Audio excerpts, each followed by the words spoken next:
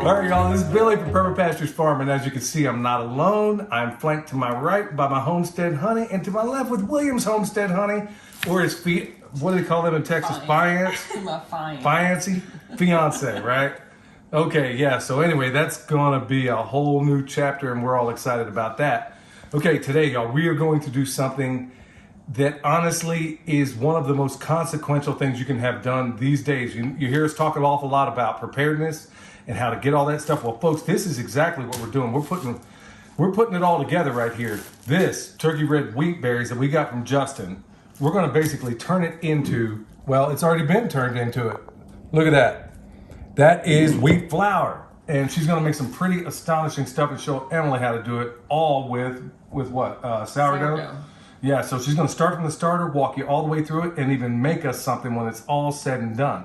But folks, if you don't walk away from anything from this video, please realize that right now, at this present moment, Justin at Metcalf Mills has the most consequential Kickstarter that's going on the planet, if you ask me.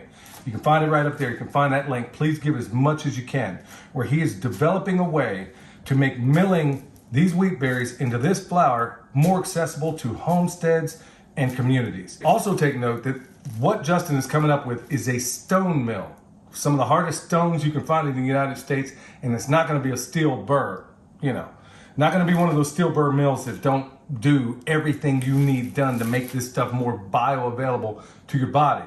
So that's exactly what we wanna do. So with that said, y'all, I'm going to step out of the way and hand it off to these two. Just call me when it's time to eat.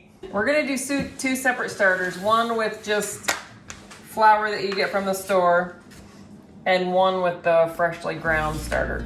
You're gonna weigh out 60 grams of flour.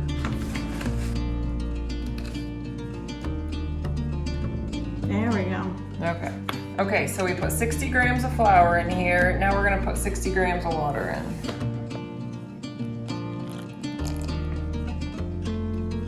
Now Emily's gonna do Justin's flour. Okay. And she's gonna do the same thing.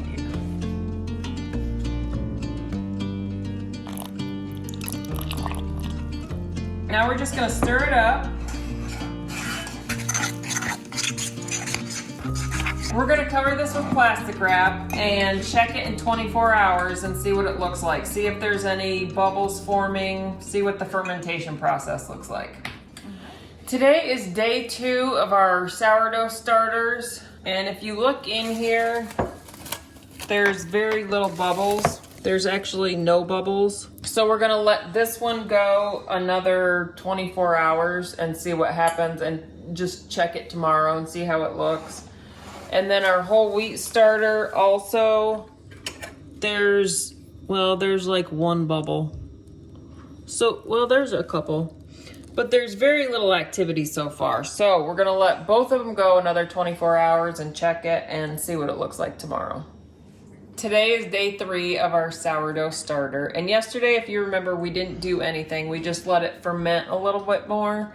So now we're gonna take a look at this is just our plain unbleached flour. And you can see that there are a few bubbles starting. And then if you come over to this one, there's quite a bit of activity. This is our freshly ground whole wheat flour. So we're gonna take out half of our starter. It doesn't have to be exact, just take out about half of it. And don't throw it down your kitchen sink. You wanna throw it somewhere where it's not gonna clog up your pipes. Now we're gonna feed each one of them with 60 grams of water, and make sure it's either well water or distilled water. You don't wanna use the tap water that's got bleach and all the other chemicals in it. And now I'm gonna add 60 grams of the unbleached flour, and we're gonna mix it up. We're gonna repeat the process for our whole wheat flour. I'm gonna add 60 grams of water and 60 grams of our whole wheat flour. You're gonna continue this process until day 12. Today is day 12. Our plan is to bake a loaf of bread on day 14. So in preparation, for that. We're going to increase the amount we're feeding our starter to 100 grams of water and 100 grams of flour. Okay, we have reached day 14 of our sourdough starter, and at this point your starter should smell much better. It shouldn't have the sour smell to it. It should smell like a fermentation process. It should be also doubling in size. So make sure you're kind of paying attention if you're to make sure your starter throughout the day is at least doubling in size. There should be bubbles throughout the starter. If you compare the two starters that we did, this was the unbleached flour, the gold medal flour, and this was the whole wheat. The whole grain one is much more active than the unbleached flour one. Right now we're going to bake some fermented sourdough biscuits. We're gonna mix it all together and let it ferment overnight, which is about, I'll probably bake it, it'll probably be 12 hours. So just be aware this is only a 12-hour ferment, so you're not getting rid of the majority of the gluten as if you had a 48-hour ferment, but it'll be biscuits.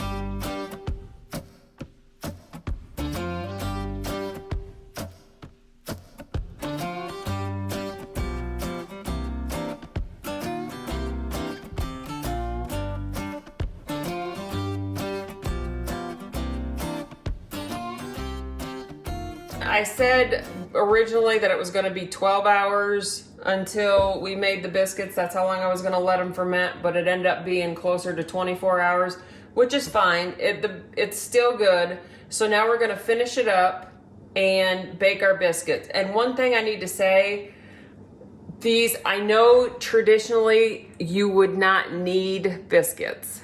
However, these ones you have to, and it doesn't affect the texture of the dough. They're still gonna work out. Because they're sourdough biscuits, they're a little bit different, but it will work out.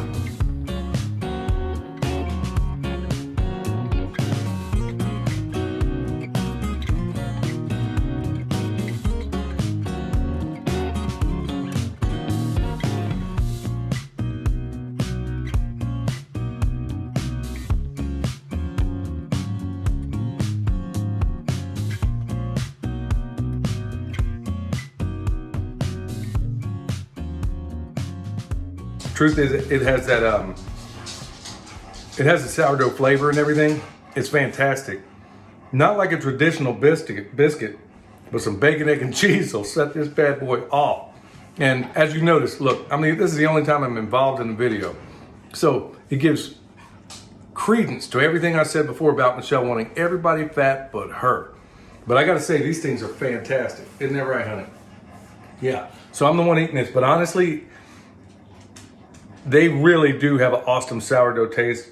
Fluffiness, perfect. I mean, and the cool thing is that I can eat this without having to worry. I mean, I know there's gluten and all this stuff, but when it's done with sourdough, I don't have any digestive issues, honestly. If I eat a regular biscuit, it'll have me clogged up like the Lincoln Tunnel at rush hour. These things, no problem at all. This is the day after we have made our biscuits, and I have switched my starter over to a glass jar. Just so I can see the activity better. You can see the bubbles throughout the starter. First thing we're gonna do is test to see if our starter is ready to bake bread. So the way we do this is I have 725 grams of water in here, and make sure it's not, just a reminder to make sure it's either well water or distilled water. You don't wanna use like tap water from the city because it's got a bunch of like chemicals in it that's gonna kill your starter. So we're gonna put a little bit of starter in here to see if it floats.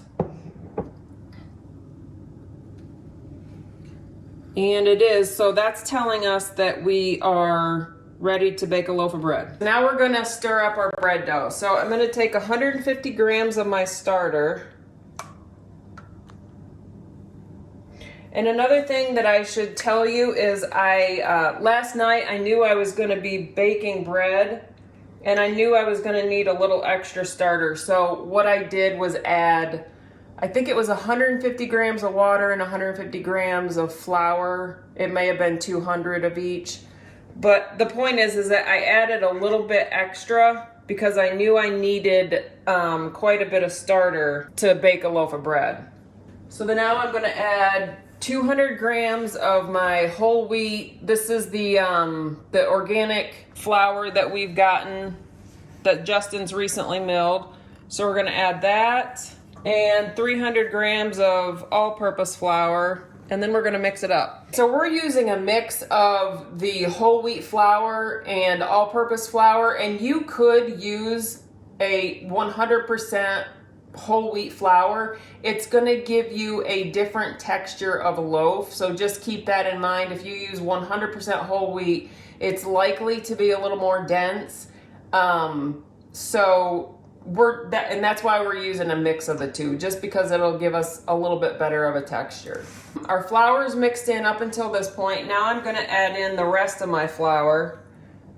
And just as a side note, when you use a whole wheat flour, like this turkey red flour, when you use that, it's different than if you're using all-purpose, a more refined flour.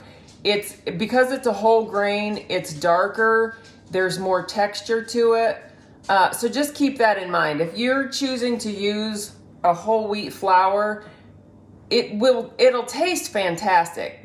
Billy and Justin say that, like, the cookies, the biscuits, they love the flavor of it, but it will be darker, and the crumb won't be as fine as if you're using a more refined flour.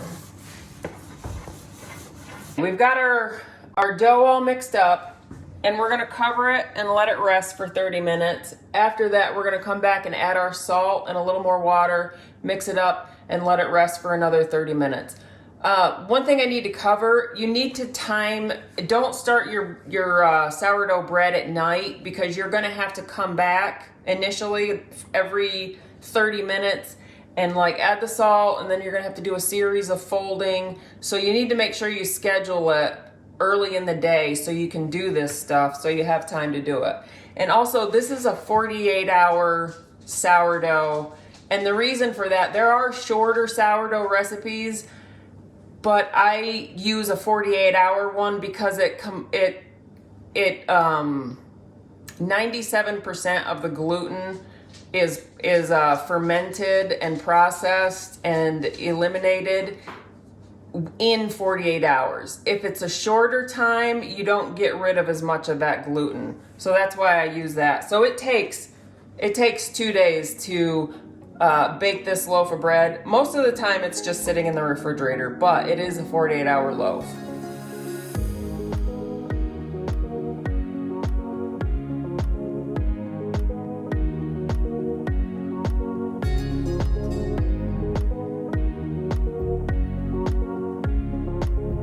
And now we're gonna take it out and split it into 2 different loaves, and then we're gonna pre-shape it and then let it rest on the counter for another hour.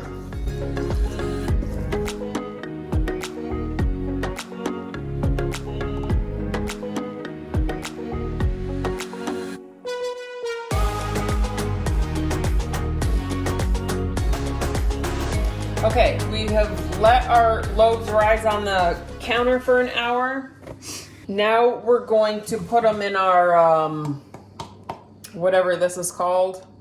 I don't know what it's called. I can't remember the name. But if you don't have one of these, you can just use a bowl, of similar size, and put a dishcloth in it. And then we're just gonna put rice flour in both of our dishes. That way our bread won't stick to the dishes when we put them in. So I'm just going to shape the bread again, and then flip it over and put it in the dish, whatever it's called.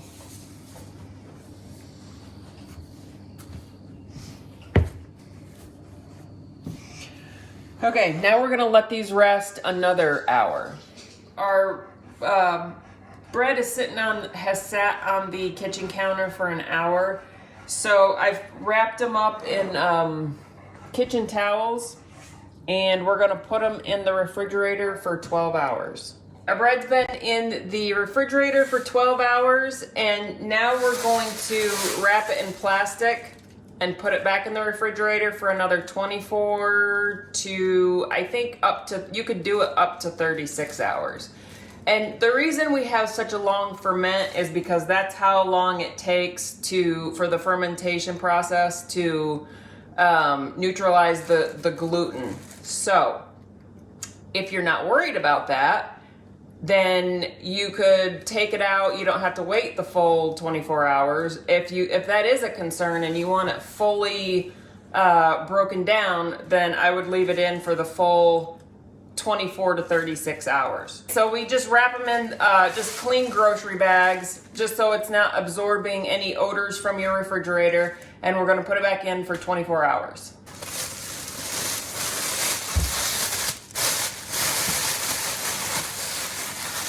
Okay, our bread is out of the refrigerator and it's time to bake it. So we turned the oven on to 500, and you also want to I bake in a cast iron pot with a lid on it.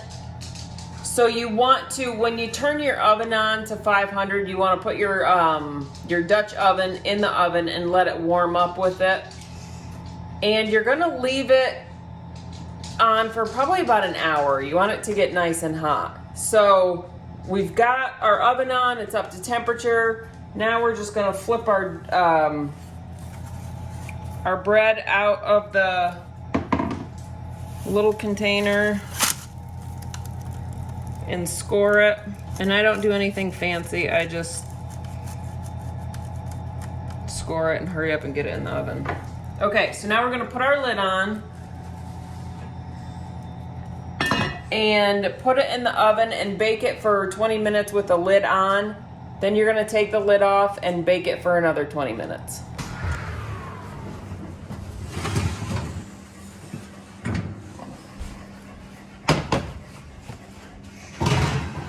Okay, now we're gonna repeat the process with the other loaf of bread. Just got finished eating some of these bomb guinea hog pork chops that she made, and they were fantastic. And now the bread just came out of the oven. Now it's quite a process, but go ahead, Michelle. What do we got? Okay, we have 2 loaves of sourdough bread, and I think for our starter being as young as it is, I think the loaves turned out pretty good. Well, this one came out first. It's a little bit, it's not the same size as the other. But I don't have a bread knife because I'm sure she's been using it in the garden. So that's what's up. And in this bread, look at this. Right there, see all that air in there? Now here's how I eat it, y'all. It's kind of bad luck, they say, to cut certain kinds of bread. I got me some olive oil and just some black pepper in here. Now I'll just eat it straight up with butter. Let's just try this, look. That was, in the words of somebody that lives in a 100-acre wood, that was splendiferous. I'm breaking out a Tigger word for this, y'all. I'm telling you, it's really that good, and as you chew it, the flavor develops as you're eating it. I know that seems like a crazy, if you're used to eating store-bought bread, you don't know what that's like. But right now, I feel like I'm in the middle of a York peppermint patty commercial. But as you can see, look who's partaking right now. It's me. And as you can see, Girth, you're gonna start calling me Girth Brooks because look at this, man, I'm getting fatter all the time. And meanwhile, she's over here hard as woodpecker lips, and I'm sitting here eating up all this bread. Anyhow, we have been known, well, this is no joke, we have been known, me and William both, now bread's mostly air, but William would eat about from here that way, and I got about this much. No. And then there was one day where I just made them, and both of them were gone. Yeah, not long after they came out of the oven. Yeah, but the cool thing about all this, it is especially cool. When we sat here, we got this, Justin milled this stuff. It came, milled it right there in the stone mill. We brought it home. She made those cookies. What were they? Shortbread, my favorite cookies. She made them shortbread cookies, made this bread, and y'all, this is exactly what we're getting at when it comes to that campaign online. We're trying to make this available, especially in these times. Look, I'm not going to promote BlackRock, State Street, Vanguard. I'm not promoting those people. I'm going to promote you. And like I said before, folks, if you have something that is worthwhile, something you want to promote, a product that you have, please, and I said it before, send it to the P.O. Box. If you got a t-shirt, send it to me. And send me a brief message of what it is you do. And if you want, also send a sample, folks. I am here to promote you. Y'all have been doing a great job promoting us. I can't thank you enough. So let's promote each other and not Wall Street, okay? So with that said, this bread's off the hook. I gotta end this video, y'all, because I'm about to eat this bread like a monkey going through a cupcake, like like they say on that one show. Anyway, look, y'all, if you need bone sauce, go to the website. If you need comfrey, we go to the website. And talking about promoting other businesses, check out that Kickstarter I've been telling y'all about. Also, all you people hitting me up about butchery, check out the link we got below. Jason from Sourdough has done the most thorough online chicken butchery you're ever gonna find. It is fantastic.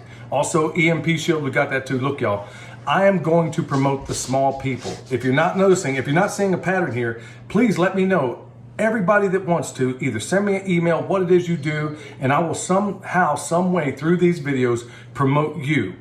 Y'all, we want to thank you all for your support. Look, with that said, it's time to rub-a-dub-dub, sit down and grub, y'all, because it's time to eat this.